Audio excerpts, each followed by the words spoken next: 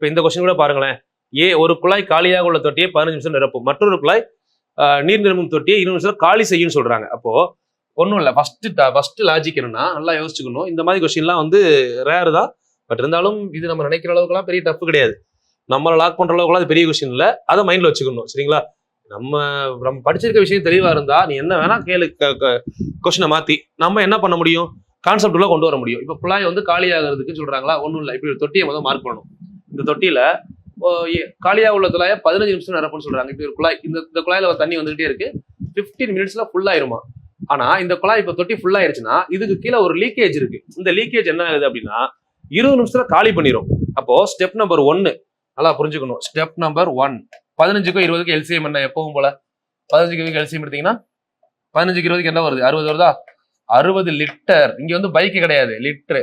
இது வந்து என்னன்னு பாத்தீங்கன்னா டேங்கோட கெப்பாசிட்டி. நல்லா புரிஞ்சுக்கணும், டேங்கோட கெப்பாசிட்டி. இப்போ 60 லிட்டர் இருக்கா. ஸ்டெப் நம்பர் 2, இந்த 60 லிட்டர் டேங்க இப்ப ஃபில் பண்ணுதுன்னு வச்சுக்கோங்களேன். 15 நிமிஷத்துல ஃபுல் பண்ணு சொல்றாங்க. ஓகே, ஃபில் பண்ணுது 60/15 நிமிஷத்துல ஃபுல் பண்ணுதுன்னா ஒரு நிமிஷத்துக்கு எத்தனை லிட்டர் வருது, 4 லிட்டர் பெர் மினிட். இந்த மினிட் வந்து நிமிடங்கள் கொடுத்ததுனால எடுத்திருக்கோம்.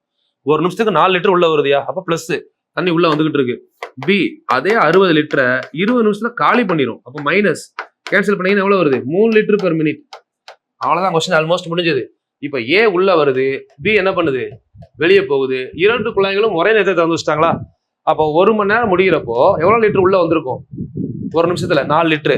எத்தனை லிட்டர் வெளியே போயிருக்கும், 3 லிட்டரு. 4ல 3 வெளியே போனா 1 லிட்டரு பெர் மினிட். கரெக்டா? இது புரிஞ்சதுன்னா ஆன்சர் முடிஞ்சது. 4 லிட்டர் உள்ள வரும் மேல இருக்க குழாயில, 4 லிட்டர் உள்ள வருது, 3 லிட்டர் வெளியே போயிருது ஒரு நிமிஷத்துல. ஒரு நிமிஷம் முடியும் போது எவ்வளவுதான் இருக்கும், 1 லிட்டர் தான் இருக்கும். இந்த டேங்கோட மொத்த கெப்பாசிட்டி எவ்வளோ, 60 லிட்டரு.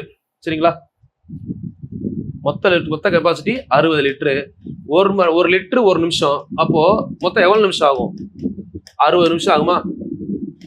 60 நிமிஷம் தான் எவ்வளவு நேரம், 1 ஹவர். ஆப்ஷன் டி இருக்கு பாருங்க.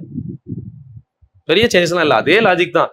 அங்க நம்ம பைக்குன்னு எடுத்தது இங்க டேங்கோட கெப்பாசிட்டி. அங்க நம்ம அப்படிங்கிறது ஒரு மேன், பி அப்படிங்கிறது ஒரு மேன் எடுப்போம். இது ஒரு குழாய், பி ஒரு குழாய். ஃபுல் பண்ணா பிளஸ், வெளியேற்றினா மைனஸ். ரெண்டையும் சேர்த்து எழுதுறப்ப என்ன ஆகும், 4ல 3 போனா மிச்சம் 1. அப்போ 1 litre per minute. 1 litre per minute அப்படின்னு எடுத்தீங்கன்னா ஸோ அப்போ 60 நிமிஷம் ஆகும். 60 நிமிஷம்னா 1 ஹவர் ஆன்சர். ஓகேவா?